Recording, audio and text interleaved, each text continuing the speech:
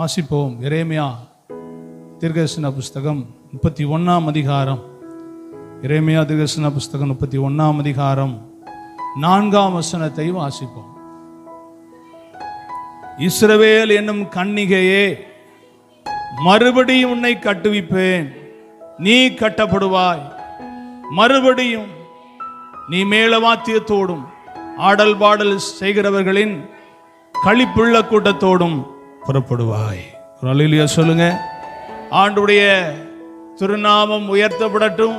இந்த 6வது மாதத்தின் இந்த முதல் நாள் இந்த காலை வேளையில ஆண்டுடைய சமூகத்தில் வந்திருக்கிற நம்மை தேவன் இம்மட்டுமாய் பலப்படுத்தி கொண்டிருக்கிறார்.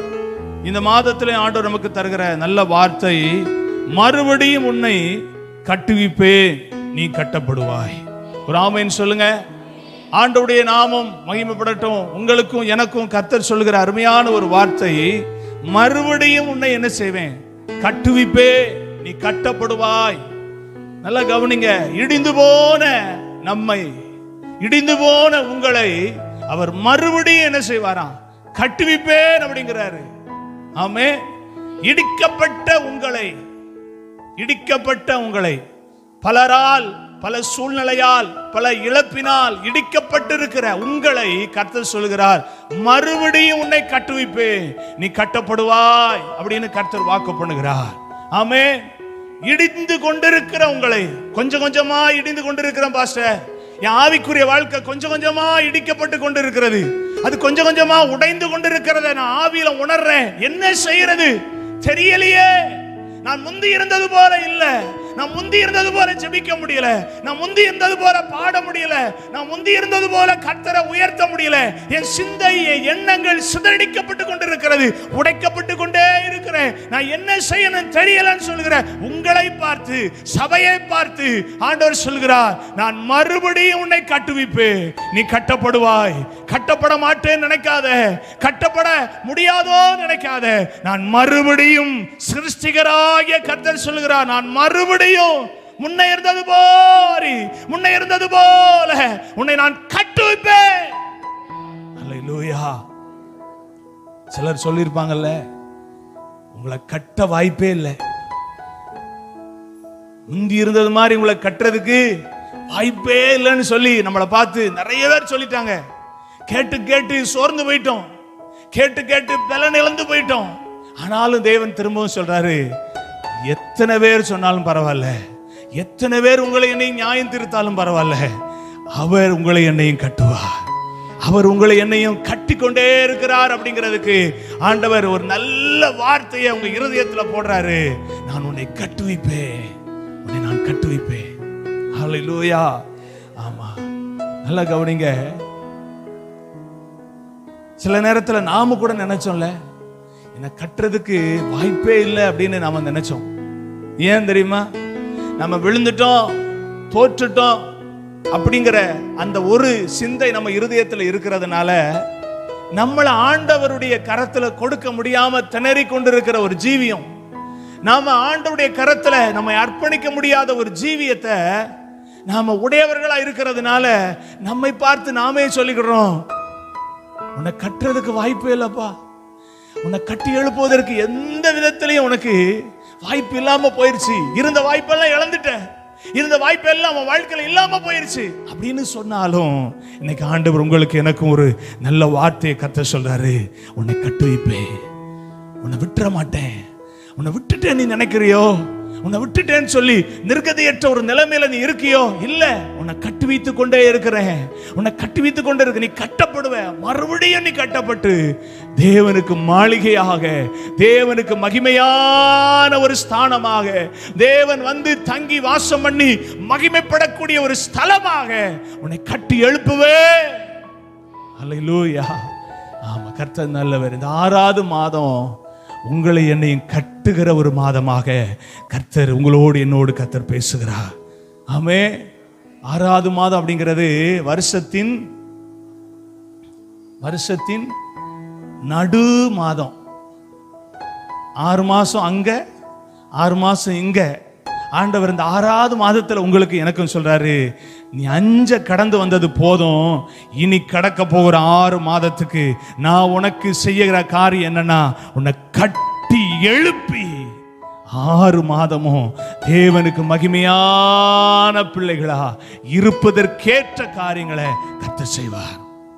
ஆமென், ஹல்லேலூயா. ஆமா, கர்த்தர் நல்லவர். ஏன் இடிக்கப்பட்டோம், ஏன் நம்ம உடைஞ்சு போனோம் அப்படின்னா, வேதத்துல சொல்லப்பட்டிருக்கு, முந்தி நாம கட்டப்பட்ட அனுபவம் எப்படிப்பட்ட அனுபவம்னா, மணலின் மேல் கட்டப்பட்ட அனுபவம். மணலின் மேல் கட்டப்பட்ட எந்த வீடும், எந்த ஸ்தலமும், எந்த ஒரு வீடும் அது நிலையா என்ன செய்ய முடியாது, நிற்க முடியாது. ஒரு காற்று அடிச்சுதுன்னா, ஒரு புயல் வந்துச்சுன்னா, ஒரு பயங்கரமான ஒரு தாக்குதல் வந்துச்சுன்னா, அது சின்னாபின்னமா இடிஞ்சு போயிடும். இது வரைக்கும் உங்க வாழ்க்கையில சுயத்துல கட்டப்பட்டீங்க, சுயத்துல வளர்ந்தீங்க. ஞானம், கல்வி, பேரு, புகழ், அவங்க சப்போர்ட் பண்ணாங்க, இவங்க சப்போர்ட் பண்ணாங்க, அவங்க ஒத்தாசை பண்ணாங்க, இவங்க ஒத்தாசை பண்ணாங்க. இது எல்லாத்தையும் வச்சு வச்சு கட்டி கட்டி கட்டி கட்டி மேல போயாச்சு. திடீர்னு பார்த்தா ஒருத்தருமே இல்லை, தொப்புக்கடீர்னு விழுகல விழுந்தாச்சு. கர்த்தர் சொல்றாரு, உன்னை கண்மலையின் மேல் கட்ட நான் விரும்புகிறேன், கண்மலையின் மேல் கட்ட விரும்புகிறேன். கண்மலையின் மேல் அஸ்திபாரம் போடுகிற ஒரு தேவ பிள்ளைய கர்த்தர் ஸ்ட்ராங்கா, உறுதியா, நிலையா கர்த்தர் உறுதிப்படுத்த போதுமானவராயிருக்கிறார். சபை எதுல கட்டப்படணும் அப்படின்னா, கண்மலையின் மேல், கண்மலையாகிய கிறிஸ்துவின் மேல் கட்டப்படுகிறவர்களா இருக்கணும். இன்னைக்கு ஆண்டவருக்கு முன்னால இருக்கிற நீங்க சொல்லுங்க, ஆண்டவரே, நம் மணலின் மேல் கட்டப்பட்ட அனுபவங்கள் போதும், இனி மணல் மேல் கட்டப்பட நான் விரும்பல, அது எனக்கு வேண்டாம். கண்மலையாகிய உம்மேல் கட்டப்படுகிற அனுபவத்தை நான் விரும்புகிறேன். என்னை வணைய, என்னை ஒப்பு கொடுக்கிறப்பா, என்னை நீங்க கட்டி எழுப்புங்க, என்னை கட்டி எழுப்புங்க. ஆமென். ஆண்டவருடைய நாமத்துக்கு மகிமை உண்டாகட்டும். 2 காரியத்தை நான் உங்களோடு கூட பேச நான் விரும்புகிறேன். 2 காரியத்தை மாத்திரம் சொல்லி முடிக்கிறேன். முதலாவது காரியம், 1 ராஜாக்கள் புஸ்தகம் 18ஆம் அதிகாரத்தினுடைய 21ஆம் வசனத்தை வாசிங்க. சகல ஜன தண்டைக்கும் வந்து நீங்கள் எந்த மட்டும் 2 நினைவுகளால் குந்தி குந்தி என்ன செய்வீர்கள், நடப்பீர்கள். கர்த்தர் தெய்வமானால் அவரை பின்பற்றுங்கள், பாகால் தெய்வமானால் அவரை பின்பற்றுங்கள் என்றான். ஜனங்கள் பிரதித்திரமாக ஒன்றும் சொல்லவில்லை. எலியா தேவனால் அனுப்பப்பட்ட ஒரு தேவனுடைய தீர்க்கதரிசி ஜனங்களிடத்தில் வந்து சொல்றாரு, எந்த மட்டும் 2 நினைவுகளால் நீங்கள் எப்படி இருப்பீர்கள். குந்தி குந்தி சபைக்கு வந்தா ஒரு நினைவு, சபை விட்டு வீட்டுக்கு போனா வேற நினைவு. சபையில இருக்கிற மாதிரியே வீட்டுல இருக்கணும்னு தேவன் விரும்புறாரு. ஆனா சபையில தேவன், வீட்டுக்கு போனா வேற. இஸ்ரவேல் ஜனங்கள் எப்படி இருந்தாங்கன்னா 2 நினைவுகளா இருந்தார்கள். 2 நினைவுகள். இந்த 2 நினைவுகள் தான் அவங்களுடைய வாழ்க்கையின் இடிக்கப்பட்ட அனுபவத்துக்கு ஆதாரமாக இருந்தது. தேவனோடு இருக்கிற, தேவனோடு வளருகிற அனுபவத்தை இந்த 2 நினைவுகள் என்ன செஞ்சுனா உடைத்து கொண்டே இருந்தது. கர்த்தர் தெய்வமானால் கர்த்தரை சேவிக்கணும், பாகால் தெய்வமானா பாகாலை சேவிக்கணும் அப்படிங்கிற அந்த சரியான புரிந்து கொள்ளுதலும் முடிவெடுக்கக்கூடிய தன்மையும் இல்லாமலே போயிருச்சு. சிலருடைய வாழ்க்கையில கவனிச்சீங்கன்னா, சபைக்கு வந்தா ஆண்டவரை ரொம்ப நல்லா ஆராதிப்பாங்க, அது சபையில மட்டும்தான். வீட்டுக்கு போயிட்டா கர்த்தர் சபையில மாத்திரம் எழுந்தருளுகிறார், வீட்டில் என்ன செய்ய மாட்டார், எழுந்துருளவே மாட்டார். ஆனா சிலருடைய வீட்டில் போட்டு வீட்டின் தலைவர், வீட்டின் தலைவர் இயேசுவேன்னு போட்டிருப்பாங்க. ஆனா இயேசு அங்க என்ன செய்ய மாட்டாரு, இருக்கவே மாட்டார். ஏன்னா இயேசுவுக்கும் இவங்களுக்கும் என்ன கிடையாது, எந்த தொடர்புமே இருக்காது. பைபிளை வாசிக்கணும் அப்படிங்கிற போதுதான் வேற எதையோ செஞ்சுக்கிட்டு இருப்பாங்க. ஜெபம் பண்ணணும் அப்படிங்கிற நேரத்துல தான் வேற என்னவோ செஞ்சுக்கிட்டு இருப்பாங்க. தேவனை பற்றிய சிந்தனைகளோ நினைவுகளோ எண்ணங்களோ ஒண்ணுமே இருக்காது. இந்த ஜனங்களுக்குள்ள அப்படிதான் இருந்துச்சு. 2 நினைவுகளோடு இருந்தாங்க. 2 நினைவுகளோட எலியா அவங்களோட பேசி ஒண்ணுமே நடக்கல, ஒண்ணுமே நடக்கல. அதனுடைய 32ஆம் வசனத்தை வாசிக்கும் போது சொல்லப்பட்டிருக்கிறது, அந்த கற்களாலே கர்த்தருடைய நாமத்துக்கென்று ஒரு பலிபீடத்தை கட்டி பலிபீடத்தை சுற்றிலும் தானியத்தை அளக்கிற 2 படி விதைக்கத்தக்க இடமாக ஒரு வாய்க்காலை உண்டாக்கி விறகுகளை அடுக்கி ஒரு காளைகளை சந்து சந்தாக துண்டித்து விறகுகளின் மேல் வைத்தான். பிற்பாடு அவன், நீங்கள் 4 குடம் தண்ணீரை கொண்டு வந்து சர்வாங்க தகன பலியின் மேலும் விறகுகளின் மேலும் ஊற்றுங்கள் என்றான். பின்பு 2ஆம் தரம் அப்படியே ஊற்றுங்கள் என்றான். 2ஆம் தரம் ஊற்றினார்கள். அதற்கு பின்பு 3ஆம் தரம் அப்படியே ஊற்றுங்கள் என்றான். 3 தரம் ஊற்றினார்கள். இவர்கள் கட்டப்படுவதற்கு தேவன் எலியாவை கர்த்தர் அனுப்பினார். இடிந்து போன இஸ்ரவேலராய் இருக்கிற ஜனங்களை விட்டுட்டு போறதுக்கு கர்த்தர் மனசு இல்ல. இன்னைக்கு ஆண்டவர்களோட சந்தித்து பேசுறாருன்னா நீங்க இடிக்கப்பட்டதோட இருக்கக்கூடாது அப்படிங்கிறதை கர்த்தர் அறிந்தபடினால உங்களோட பேசிக் கொண்டிருக்கிறார். ஆமே, அனுப்பினார். அனுப்பி அவர்களுக்குன்னு ஒரு பலிபீடத்தை கட்டினார். அவர்கள் தேவனை சேவிக்கும்படி ஒரு பலிபீடத்தை கட்டி எழுப்புவதற்கு எலியாவை கர்த்தர் அனுப்பி பலிபீடம் கட்டப்பட்டது, பலிகள் வைக்கப்பட்டது. அந்த பலிகளின் மத்தியிலே தண்ணீர் ஊற்றப்பட்டு அங்கு தண்ணியோடு இருக்கும்போது அப்பொழுது தண்ணீர் பலிபீடத்திலே சுற்றிலும் ஓடினது. வாய்க்கால்களையும் தண்ணீரால் நிரப்பினார். அந்தி பலி செலுத்தும் நேரத்திலே தீர்க்கதரிசியாகிய எலியா வந்து, ஆபிரகாமுக்கும் ஈசாக்கும் யாக்கோபுக்கும் தேவனாகிய கர்த்தாவே, இஸ்ரவேலில் நீர் தேவன் என்றும் நான் உம்முடைய ஊழியக்காரன் என்றும் இந்த காரியங்களை எல்லாம் உம்முடைய வார்த்தையின்படி செய்தேன் என்றும் இன்றைக்கு விளங்க பண்ணும். 37ஆம் வசனம், கர்த்தாவே நீர் தேவனாகிய கர்த்தர் என்றும் நீர் தங்கள் இருதயத்தை மறுபடியும் கர்த்தர் இந்த வார்த்தையின் மூலங்களோடு பேசும். உங்களுடைய இருதயம் என்ன செய்யணும்? மறுபடியும் தேவன் பக்கம் திரும்பணும். திரும்பிருச்சுன்னா கர்த்தர் கட்டிடுவாரு. திரும்பாம கர்த்தர் கட்ட முடியாது. திரும்பணும். மறுபடியும் கர்த்தர் என்ன செய்யணும்? திருப்புகிறார். நல்ல கவனிங்க. இந்த ஜனங்கள் அறியும்படிக்கு என்னை கேட்டருளும் என்றான். அப்பொழுது கர்த்தரிடத்தில் இருந்து அக்கினி இறங்கி சர்வாங்க தகன பலியையும் விறகுகளையும் கற்களையும் மண்ணையும் பட்சித்தது. வாக்கால் இருந்த தண்ணீரையும் நக்கி போட்டது.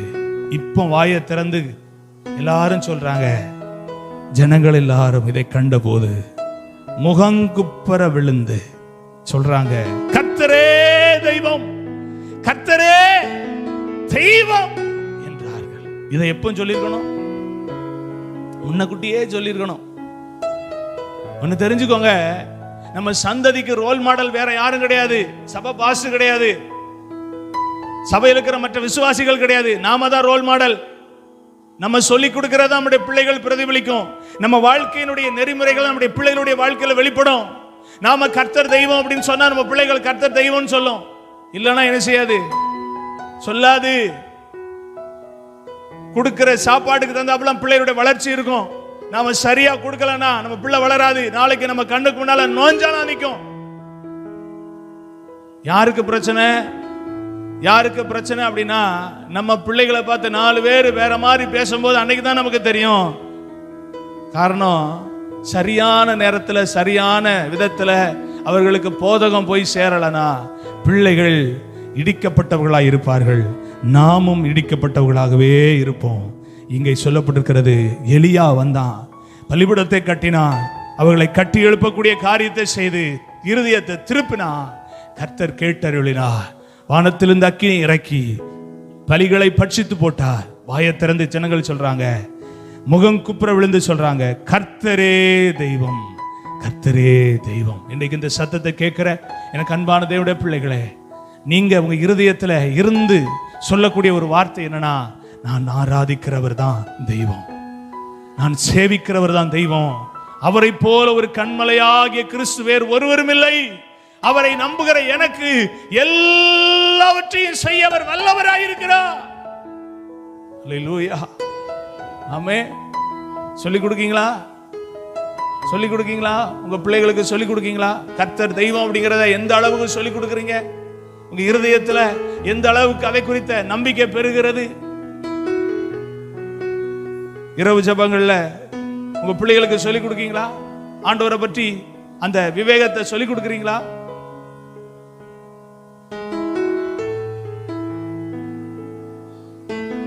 ஜெபமே இல்லைன்னு சொன்னா நம்முடைய வீடுக்கு என்ன இல்லை? பாதுகாப்பு இல்லைன்னு அர்த்தம்.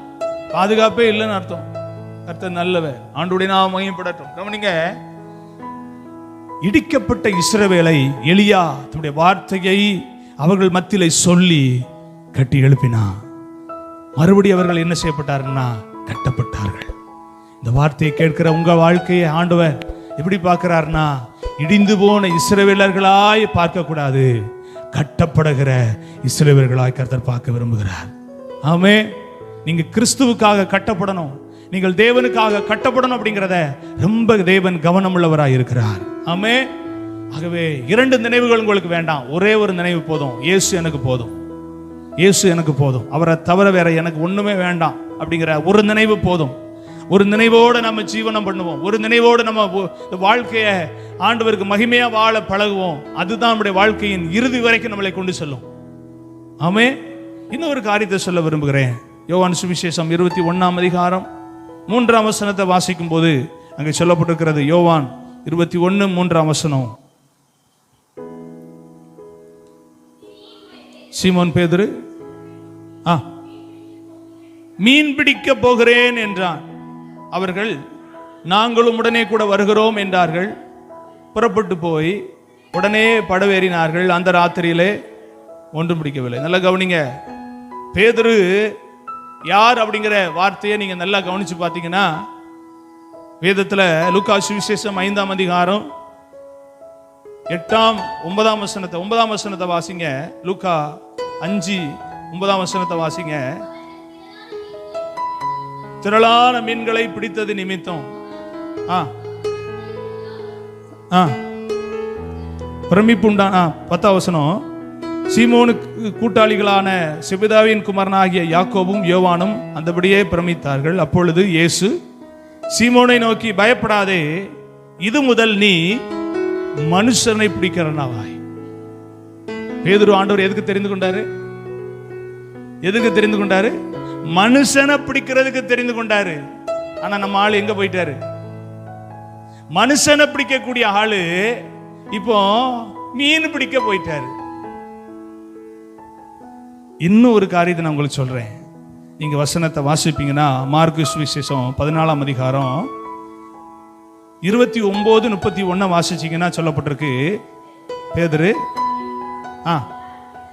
அதற்கு பேதுரு, உமது நிமித்தம் எல்லாரும் இடரல் அடைந்தாலும் நான் இடரல் அடையேன்.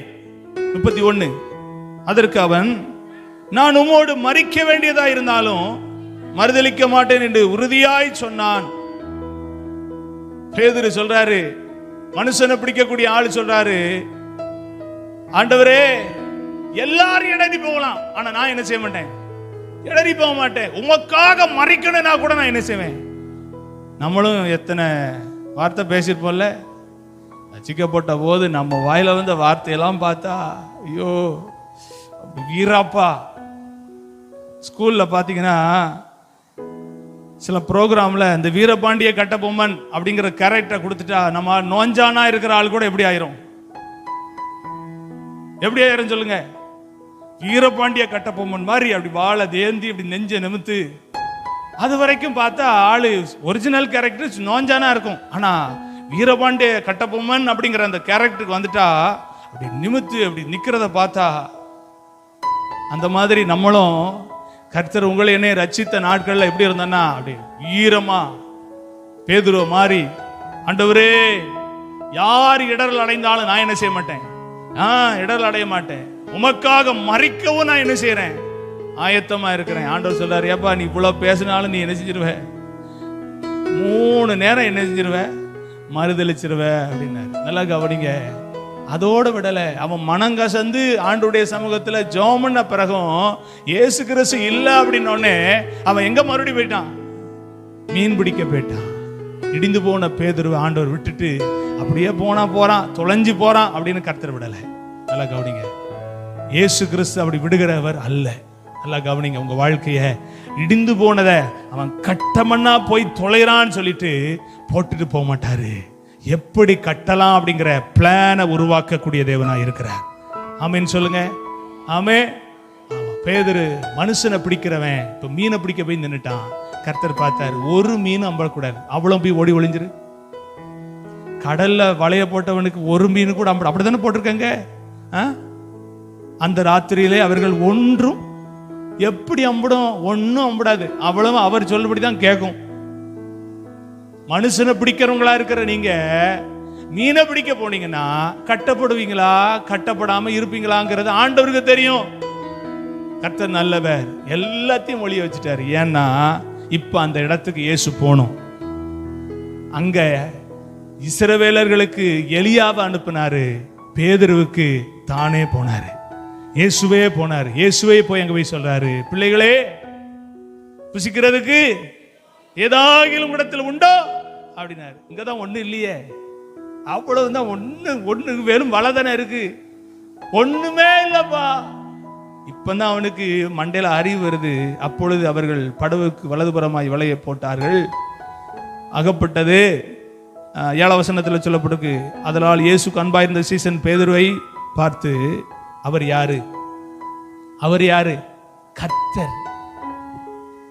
கர்த்தர் இயேசு அப்படிங்கிற அறிவு அப்பதான் அவனுக்கு வருது. உடனே அவன் என்ன செய்யறானா, சொல்லப்பட்டிருக்கிறது, சீமோன் பேதுரு கேட்ட உடனே தன் வஸ்திரம் எல்லாவதனா இருந்தபடியால் மேற்சட்டையை கட்டி கொண்டு கடல்ல என்ன செஞ்சான்?